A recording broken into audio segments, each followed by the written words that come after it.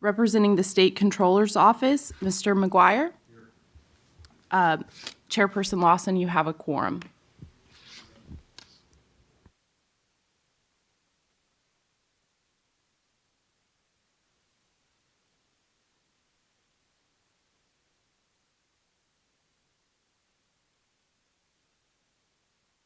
Is Michael's mic on too? Because it's kind of faint back here. So. Didn't have the mic on. Oh. I had that mic on because I was. Let me just check. And Harry, are you able to hear us okay now? I don't know if you're back on. He's not a member of the committee, but he had logged in. I can hear staff. I cannot hear the committee members. Yeah, we just I fixed that. I didn't have my mic on, Harry. Sorry about that. How you feeling? I hear you now, Michael. Thanks. Great. Okay, thank you. We just approved the committee agenda and work plan. Approval of the minutes. Move approval. Second? All in favor? Aye. Aye, the minutes have been approved. We're on to item number 3, the gift policy. Mr. Bartow? Thank you. I'm going to ask Ms. Lukens to sort of take you through some of the changes and updates since the last meeting, responding to the comments and questions. And as you see, just done sort of exhausted review in the, it is, but I probably need to use my teacher's voice. But the Jill has gone through and then sort of given you an exhaustive review of all the changes that we've made. But I'd ask her to kind of highlight a few things, and then we're here to answer questions. And this is an action item, so if you choose to make a motion and act on this today, you can. So we took the recommendations and the questions from the committee last time, and we reevaluated the gift policy that we proposed, trying to incorporate all of the suggestions that the committee made. And also one of them was looking at the CalPERS policy, comparing and contrasting, maybe seeing how we can incorporate or compare to their policy. So in the agenda, I put together basically a summary of each paragraph of the proposed gift policy and explaining why the language is in the policy and where it was derived from. Some of the key points, I think, the definition of gift is important. The CalPERS policy does not contain a definition of gift, and it's pretty basic to the policy, I think, to have some sort of guidance in the policy as to what constitutes a gift, without being completely exhaustive with multiple examples, because that can lead to confusion. Because I think, as all of you know, as Form 700 filers, every situation is fact specific, and so there's always going to be lots of questions about what constitutes a gift and what does not. But I think that the definition we put in there provides enough of a basis that you can read the policy and make a determination if something does constitute a gift. So I think that was important to put in there. Also, in the source of gift is also an issue. I think those are kind of the two basic foundations to understanding a gift policy. The CalPERS policy has lots of exceptions in there as far as sources of gifts. And I think we raised in the materials that can often create more questions than answers about who can be a source of a gift. So we put a broad definition of a source, and that is individuals or entities with an actual or reasonably likely business or financial connection with CalSTRS. So that is the source and the nexus. And then we also included the compliance provision that there will be annual attestations of compliance by the board and staff, and those will be filed with the Office of the General Counsel. Not dissimilar to the Form 700 type disclosures. So with that, if there are questions from the committee or any input, we'll take that. I had a couple. With respect to the definition of your of the gift, the, as you stated, you separating yourself from what CalPERS has done, you you've referenced the statute and then kind of described what the statute says. Yes.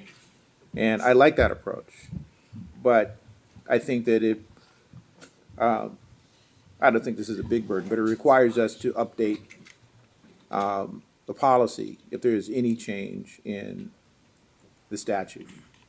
That would be true. And I would suggest that not only if there are changes in the statute, but if there's changes in the interpretation of the statute by regulation or by case law. So we just need to keep up with that. And I think what CalPERS has done eliminates that additional burden, but I think you're correct that the document is not as useful that way. So I applaud you for doing that. Yeah, I appreciate that input and that point, and we actually had a similar discussion after the materials were submitted and then before this meeting, that, for instance, if the California law was reduced to $25 and our policy is $50, then that could create an issue too. So there's just, putting the statute in there, I think, is helpful because obviously it helps us be consistent with what the FPPC guidelines are and what the current gift definition is. So we'll take that into consideration. Go ahead.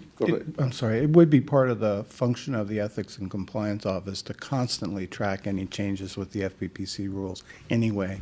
So it's an excellent point, but it would be within the purview of Jill's office to track this and bring changes to the committee. And so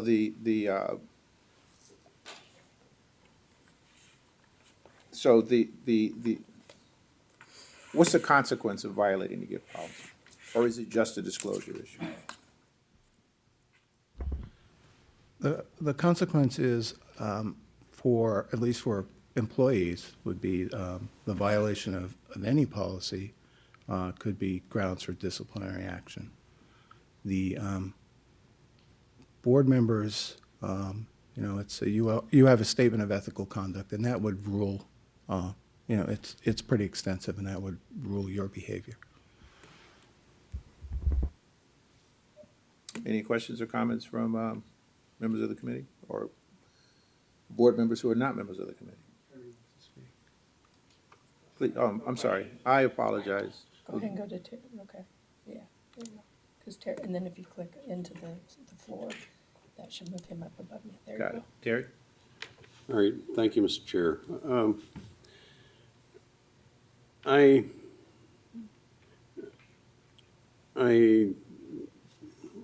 have to operate under both gift policies. The Treasurer's Office and the Controller's Office operate under both CalPERS and CalSTRS, and we really appreciate that there are many similarities, but there are some differences, and I'm a little bit concerned about one type of example, and that is, I know that sometimes staff and some board members go to some conferences, and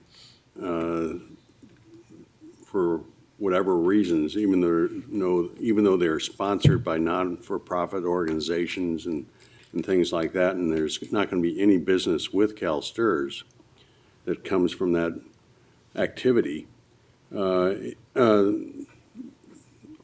members are able to, in some instances, not have to pay a fee for attending that conference. And in some respects, I would interpret that then under this policy as a gift that exceeds $50. And I'd like to confirm that. And I know that that would be an exception under the Fair Political Practices Commission. So I'm kind of have a concern related to not having any exceptions or a more precise definition. Can you respond to that, please? It's an excellent point, and to the extent that the language is not clear, we could take that back. It really is somebody, an entity that is doing business or could likely do business. And so doing business is, as opposed to, a connection, is really where the nonprofit example would fall out. It's the nexus. That's what we tried to define it in the nexus. And the nexus is somebody who's, or an individual or an entity that's doing business with CalSTRS, or is the type to likely do business with CalSTRS. And so if it was put on, for example, by a law firm, that would be, even though we don't do business, we do business with law firms. But nonprofit, we don't do business with nonprofits. And so that should fall out in the nexus definition. So it would fall out under that definition, but if there's some conference that is sponsored by 20 different organizations, any one of which might do business with CalSTRS, well, then it would be part of that. It would be Yes. considered a gift then. Okay. That would be a gift. If I could react to your other part of your comment, Terry, too, and I'd want to hear, Brian really needs to be the shepherding the staff view on this, but my only thought about your other part of your comment, which was another regulatory compliance system in place. I do think that's what you need to wrestle with this morning to finalize this one way or the other, is there really a delta here of improved value from another compliance system? Because we all know, we all have experience with this. Another set of rules means that there will be compliance issues that come from it because people make mistakes in life. And so right now we're all hanging on to the Form 700 FPPC system and trying to learn that as best as we can. If you overlay this system as well, I think you want to have in your heart some demonstrated value that it improves something in the system to justify there is a compliance risk that comes from this that you're introducing because it's a new set of rules. And the example you gave, I totally agree with Brian's answer. I would have said it the same way, but you had to interpret a lot to get to make the right behavioral decision in that situation at that conference. And you'll be introducing that possible error of judgment depending upon how the employee or board member evaluates those circumstances. You certainly don't want to have to call Jill every time you go someplace. Let me actually challenge you on that point. Sure. Because I think that the benefit of having a standard that is devoid of a long list of exceptions and is a broad standard is that in certain circumstances there will have to be an interpretation. And I think that it is appropriate that when a board member or a staff member has a question, that there is someone in the office that they can go to and be able to get comfort that a particular situation does or does not fit. I think that you just articulated the difference between having a standard that articulates a lot of exceptions and one that does not. The one that articulates a lot of exceptions takes the burden off of staff to respond to questions. And the one where it's just a general statement, I think it puts the burden on Brian to respond to questions as to what does this mean in this particular situation. And I think as I was going through it, I prefer it this way, Yeah. but it does put Brian in the position of, I think, having to respond to questions like the one that Terry's bringing up. Agreed. In specific situations. Agreed.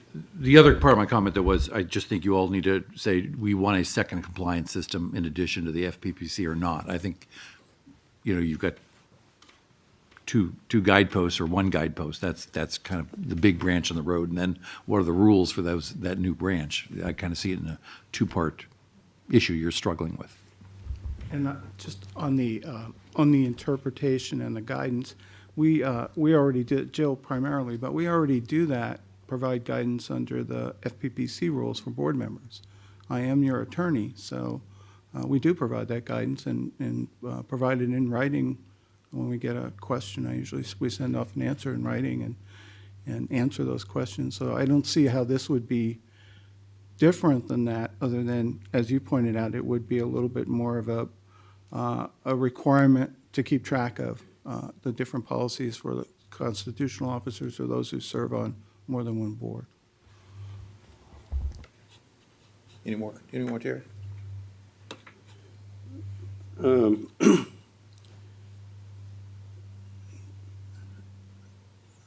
I do have one more example, but maybe I could do it offline because it's kind of technical. I like what staff has done with regards to the policy, because I think it's just, the two pension funds have very similar policies, but the situation I'm kind of concerned about, like,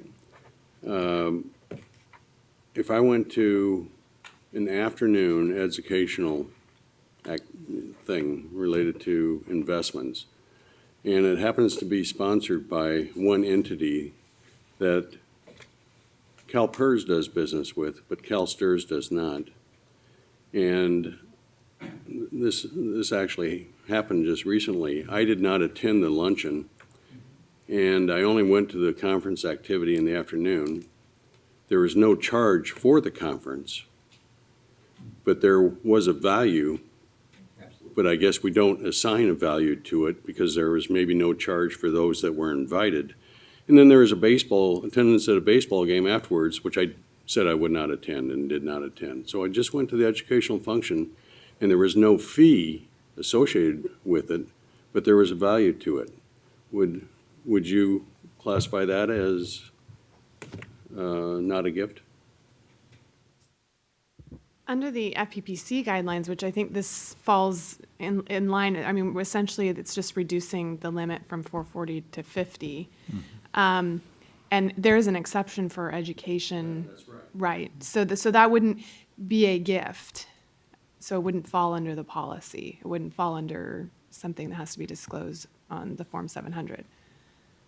If it's an exclusion and it doesn't constitute a gift, then it's just excluded. So All right, thank by you. way, just clarity, so the exclusions for the Form 700s would apply to the gift policy. So, Yes. yeah, okay. So the educational exclusion. But if I may, just, what you just asked, that's what we're here for. So we can't really draft a policy that will answer those kind of questions. I mean, those are very weighty, substantive questions. And hopefully, we've always been a phone call or an email away, and we would address the specifics for any board member or senior staff. All right, thank you. Ms. Dillon?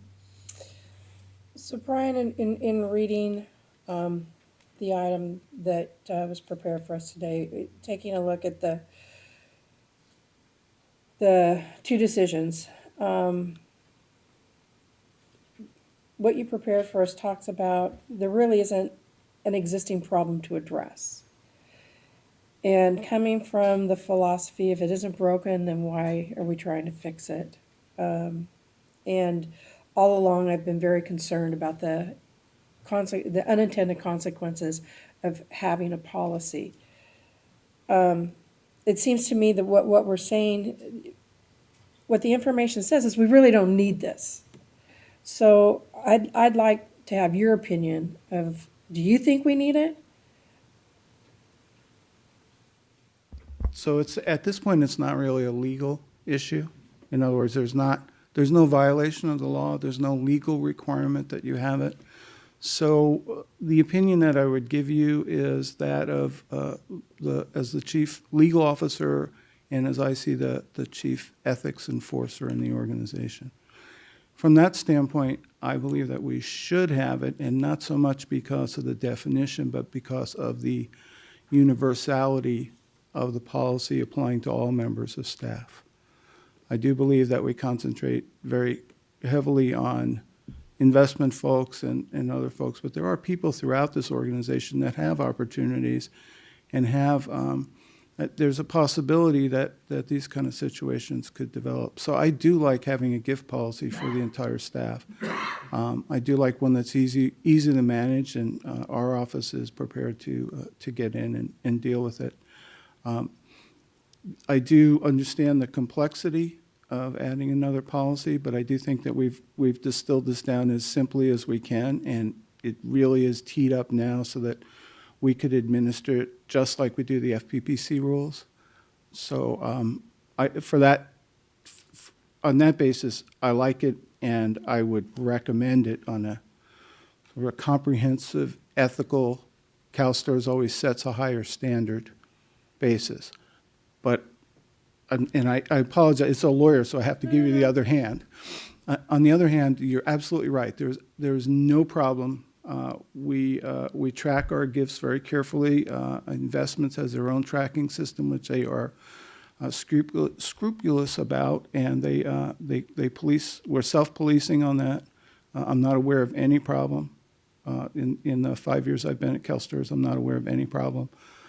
We've distilled down the information that we just gathered from the Form 700s, which can be read one of two ways, and I tried to articulate that. It can be read as, well, the policy is not going to be that big of a burden to existing practices, but you can read it just the other way around and say, okay, well, existing practices don't really need a policy. And so it really comes down to, this isn't a punt, but it really does come down to the philosophical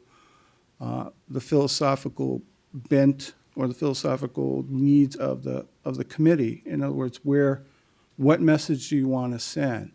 Do you want to send that this is something that you're going to do now, or, as you said, continue to monitor our behavior under very strong existing rules, which we report back to you any violations? We have an ethics hotline. We have, I personally review all the Form 700s. We have 100% compliance on that. We strive for 100% compliance. I haven't tallied this year's yet.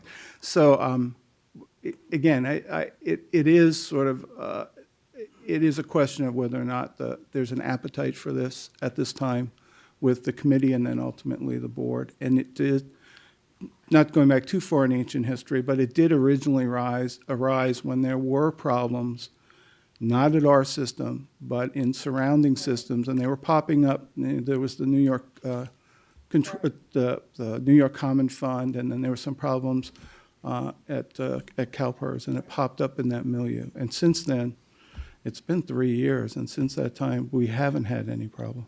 So, I think that we've always had the philosophy of having the highest ethical behavior, and I think that what you've come through with the research that was done is that our staff does too. I'm very concerned that we put a policy forward, and then somehow, inadvertently, someone then violates the policy, and then now we have people acting unethically. Where right now, we don't believe we have staff or board members acting unethically. But the illusion, or not necessarily illusion, but the optics will be, because now we have people violating it, possibly unintentionally, is that we might have an ethical problem. And I just don't want to find ourselves in a situation where we've put anyone in that unintentionally. All right. There's always, your point is well taken. There is always going to be a result when you make your net finer. So right here, we're asking you to weave a finer net, and there is a possibility that then you will catch or pick up things that you had not picked up before. Just from my standpoint, I see that as positive. I see that as prophylactic, that we're getting in there and we're finding problems. And then also that, once that happens, once that net goes through and we don't have any problems, and we've set the standard, we've set our own standard and we've adjusted it.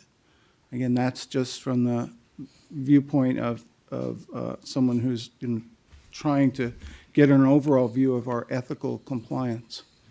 All right, thank you. Mr. Elliott? Thank you. For the record, Christopher Ellman, Chief Investment Officer. I am only going to speak from the investment office perspective. I appreciate Brian's comment about I can't speak for the rest of the building or for you as the board. I thought Brian and Jill did an excellent job on this memo. My position has not changed. I do not support moving to the hard $50 limit. I believe the process we currently have is effective. I'm able to manage the staff. They report quarterly. They're able to effectively carry out their business and manage the portfolio. I want to state for the record, I do believe an unintended consequence, the $50 limit will impact the way we manage and evaluate investments. I think it will interfere with our ability to do due diligence on new investments and to monitor and be active in current investments. My best live example is right now, Harry is part of your board, but he is on the phone. CalPERS, in many cases, has to do that, where we're sitting at the table as an advisory board member, but CalPERS is on the phone. They're part of the board, Harry is here, but you get the feeling there's not that level of presence. And the standard you hold us to is to be, and to me, is to be a global CIO and have a global presence. This hard limit would interfere with my ability to interact with my peers or be considered similar to my peers in Canada or the UK. And so we'd recommend staying with our current system because we think it works very effectively. Drill down on that for me a little bit, because I'm not sure I understand how this impacts your ability to interact with your peers on the same level. I'm part of a global group of CIOs that gets together once a year. It is 2 of the Dutch funds, 3 of the Canadians, New Zealand, Australia, and a couple of the UK funds. Frequently, we have catered meals. Those meals are provided by hotels. I would have to leave the room and go get my own sandwich and come back. There isn't a mechanism to be able to pay for mine on my own credit card. In many cases, where we sit as part of, I'm on the board of Emory Universities in Atlanta.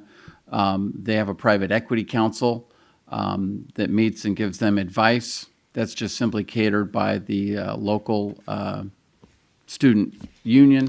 Again, I'd have to leave the room and go get my own food. And then I'm on the MSCI Index board, which we do business with. So therefore, it is a vendor, not a nonprofit. They have 2 meetings a year that have a dinner and then a breakfast. And when we went through about 2 years ago, as Brian said, we went through the review and kind of got very concerned about that. I would leave the room and not participate. And they have their dinner meetings are not intended to be just social times. They actually assign each table a talking point, and I would either have to sit on the periphery or not be part of the room.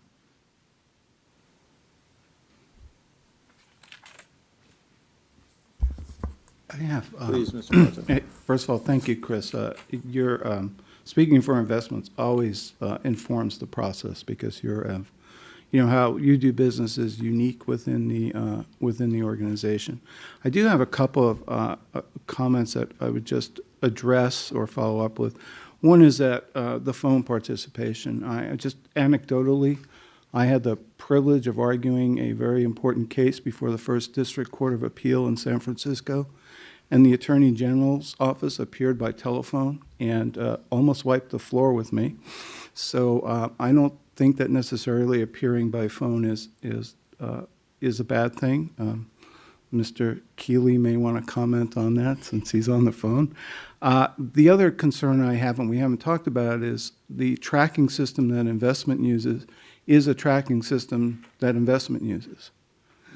And so, again, please take all these comments within the context of we have an incredibly ethical investment staff and wonderful people. I enjoy working with them. But from a principal standpoint, it's internal monitoring of your own staff. And so there is no outside objective monitoring. So one of the things that, coming out of that is perhaps, we want to open up the participation in that.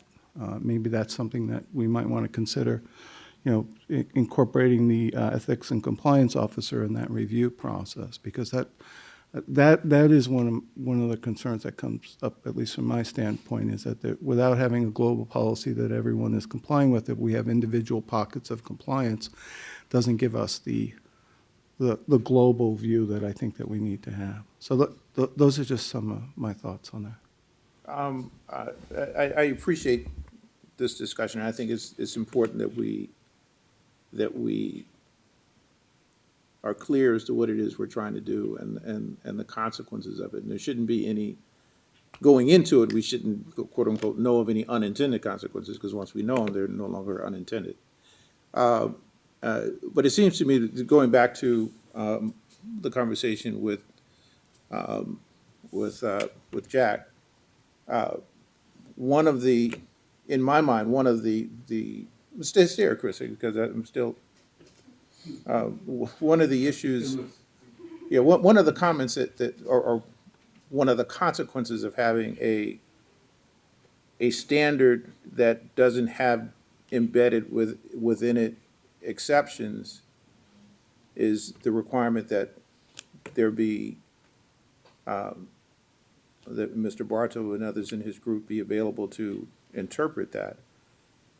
Is it having a standard like this also doesn't preclude sort of regulatory exceptions, if you will? So one of the things that I would ask you to consider, because first of all, what you described didn't at first blush appear to me to be something that violated the rule as written. The meeting with your other CIOs, those are not people that I would see that we're doing business with or we're looking to do business with you. The meeting where you're getting a report from someone that might be a vendor, I can understand, but you said the students are providing the food. It's kind of a jumble of different facts there. But at any rate, this is our own internal policy. The fact that we don't have embedded in the basic policy exceptions like CalPERS does, doesn't mean that we can't, as a policy, have administrative or regulatory exceptions that we take into account as we run into them. Because if the application of this rule doesn't make sense under certain facts, we shouldn't blindly apply the rule anyway. So I would submit that I think there is a true benefit to having, given all the problems that have happened to other systems near and far, I think it helps us to have our own policy. Where we should set the standard, it's a living, breathing body and a document, and that may move. I'm not averse to the $50 limitation. But the examples that you gave aren't necessarily solved by moving the $50 limitation, depending on how many conferences you guys have. But those don't sound like the situations that we're at all concerned about either. And there may be another way to address your issue. I'd like input from members of the committee, members of the board on that way to kind of solve this. What we would be doing if we were to accept this policy, recommend that the board accept this policy, is recommend this as the base template, but allow for modifications on an administrative level or a regulatory level, just like any statute that the state of California puts forth is modified, or not really modified, but explained and enhanced through regulatory and case law applications of those rules. We're never going to write a standard that is clearly adaptable in all facts and circumstances. And the question is, how do we adapt it? how do we make sure it's applied? Ms. Dillon? So, Michael, I want to understand what you might be suggesting. It sounds to me like you might be suggesting that we adopt this policy, but that we give the authority to, say, like Chris or Jack, to, on an ad hoc basis, approve something that is over that limit. So like if Chris knows that he's going to be going to a function where he's having to either sit out of a business meeting that has a meal, and I, you know, I do meals at hotels with groups, and I know that they're $55 to $75. So instead of sitting out, then he could make an exception to that without us writing those exceptions into the policy. Without writing those exceptions into the basic policy, they probably should be written someplace, or not necessarily codified, but at least memorialized. But allowing to have that flexibility within the administration of the plan. Some process, correct. Thank you. Perhaps it's, Process for the board too. yeah. Yeah. Board members enter these situations too.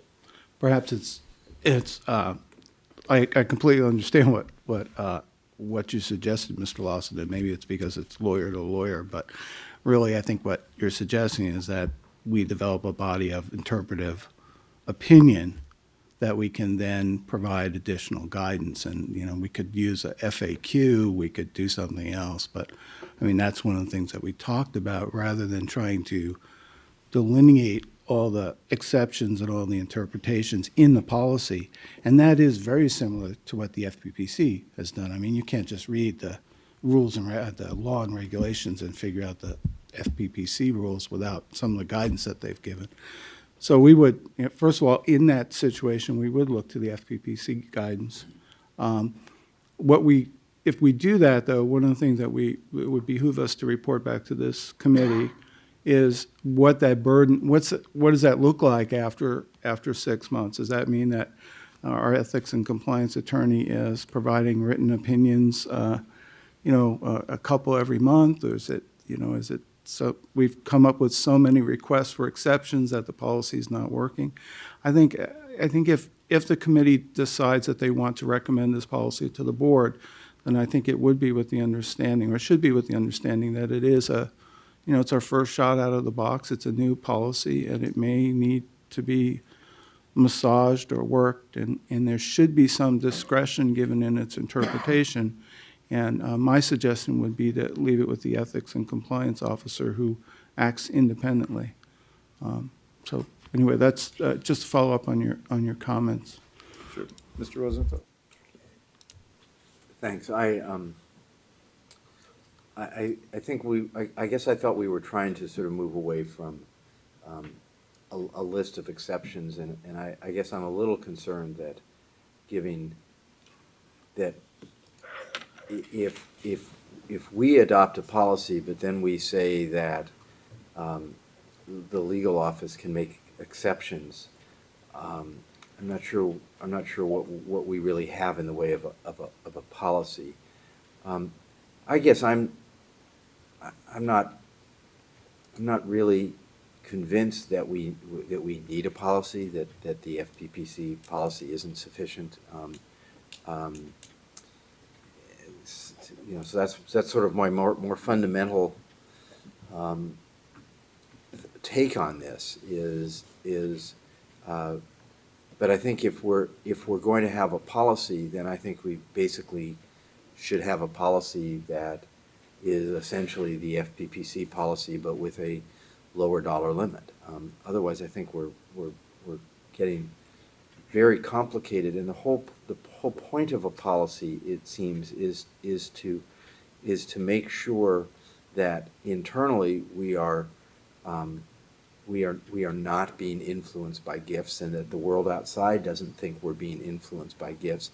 And once we start giving a lot of discretion to making exceptions, I think that we lose that message to the outside world, and internally. So I don't know.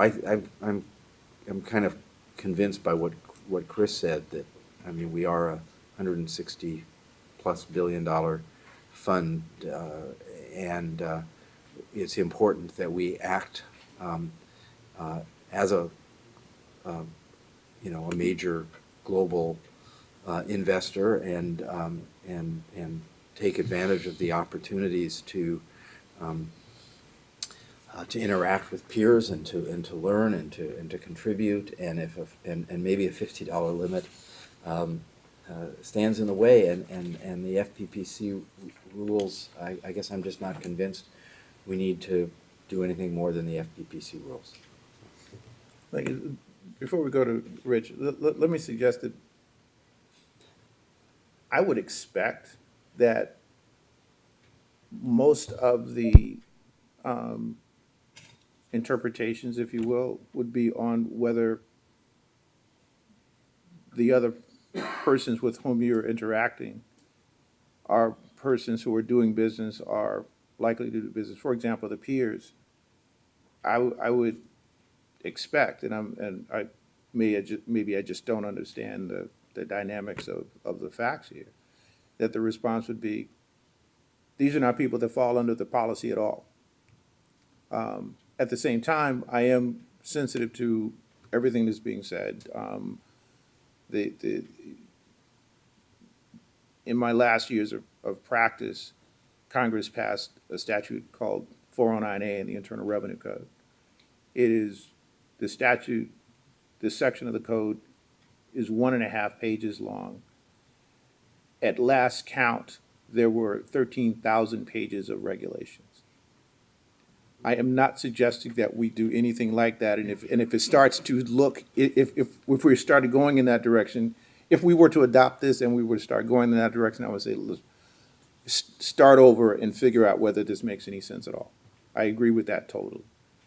But my sense is that most of the questions would be, does this other organization fall within the definition? Yes, no. If it doesn't, no problem. And I would guess that the Council of CIOs wouldn't fall into that. But, and we don't need to discuss all that now. Okay. But I would say it is complicated. They own money managers now in many cases. Hermes is the British Telecom pension system, and we actually have 2 contracts with Hermes to run money for us. And then if you remember IFM, the infrastructure fund we invest with, is owned by quite a few of the Australian funds. So unfortunately, the lines are very blurry and not black and white in that area. And it seems to me that's one reason why you wouldn't want a straight just exception for that very reason. And you would want cover of somebody saying, here's why that is okay in this particular situation. Or here's why it's not okay. Because in that meeting, he's also selling. I don't know. Mr. Ziegler? Ms. Iger, I'm sorry. If you hadn't, Michelle. Michelle. if you hadn't responded to Paul, it would have been a little bit easier because I could have just said ditto. I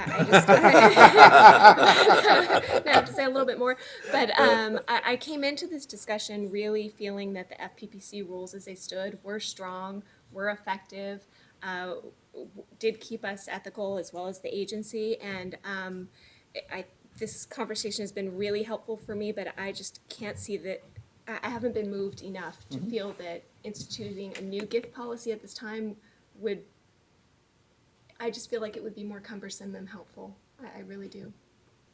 That's my thoughts. Grant? Thank you, Mr. Chair. Just on behalf of Treasurer Lockyer, who also sits on both CalPERS and CalSTRS boards, the Treasurer's feeling is he would like, as much as possible, for the 2 gift policies to mirror each other. That said, and maybe this is because I'm not in your world, Chris, I don't face the same situations that you do. My bias is always, if it's worth going to, can't the system pay? And I know that might be difficult in some situations, but in the April board meeting, there were, I think, something like 20 systems that had gift policies. I'm just wondering, and some have exceptions, some don't. Are times changing? Are, the holders of these conferences more willing to come up with a per person cost that we could reimburse? Are there solutions that we could come up with? We're seeing that inside the U.S., but I'm not seeing that globally because of the inclusion of sovereign wealth funds who are used to traveling in their own styles to hang out with the, as I pointed out, where we used to be considered one of the biggest in the world, we're now about number 20, and we are competing for deals, but they are frequently at those same kinds of events. So, and also, Chris, the things you're describing aren't necessarily organized conferences with registration fees. Some of these are informal networks, gatherings of, where actually, I would argue, more substantive business takes place than conferences in many cases. So they don't, these entanglements come from almost more informal structures than a conference with a registration where it's paying for meals that are part of that. So that's why it's very fact-specific, what Chris is describing, and requires a compliance officer to untangle it for us if we get into, as Chris said, who owns what and how do I do business with the third party. It's very complicated if we're going to have to dissect that. And I would add, one of the big impacts of the hard limits is actually on the due diligence. While we would like to be able to pay for all those kinds of things, simply, when they pick you up in a airport shuttle bus with a bunch of people and take you to real estate properties, or when you tour pipelines and those kinds of things, and you have to go in their vehicles, it's tougher to be able to figure out how to pay for that, and our system isn't very effective in terms of being able to deal with those kinds of where we can't purchase the travel. In our system, we like to buy the travel. It's difficult to have them bill us. We're actually currently caught up in several where they can't figure out how to bill us, unfortunately. Okay, thanks.